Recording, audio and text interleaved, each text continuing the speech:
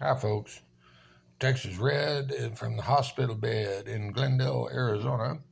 I just got through having my daily chocolate fix. I had a packet of peanut M&Ms and a Snickers bar, and washed everything down with a Fanta orange soda crush uh, soda pop. Uh, I remember the Fanta was a big brand back when I was a kid, and I guess it goes back way back into the 30s and 40s as a brand. Still one of the best orange soda pops. I prefer it over Orange Crush by Pepsi. Fanta makes some pretty good soda pop. I like their red cream soda too when you can find it, but you can't hardly find it anymore. I haven't seen any of it, but just maybe a couple of times since I was a kid in Texas growing up in junior high school. But anyway, I'm in good sorts. I've got a set of Canadian crutches on order. Hopefully, they'll get them to me here in the next day or two, and I can continue working on getting the strength back in my legs and my lower body. And hopefully, within about 3 weeks, I'll be returning to the ranch back home. But I've got to be able to get in and out of my car, up and down out of bed.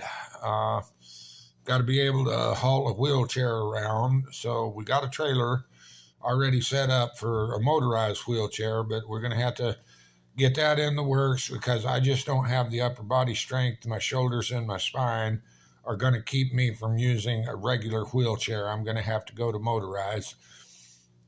I can get around pushing myself for just little bits at a time, but you do that for 12, 15 hours a day, and then it'll take its toll on you. My hands are already pretty tore up from getting into the brakes and the bolts and everything. And then plus with this malady called Dupuytren's contracture, I may end up with those last two fingers staying in that position.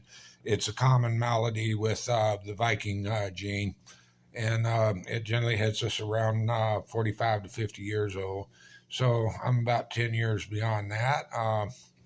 Just turned 60 in September. A lot of you guys remember that. But anyway, I'm just checking in for the day. We'll catch you later, and if I think something stupid or funny. But remember to hit like.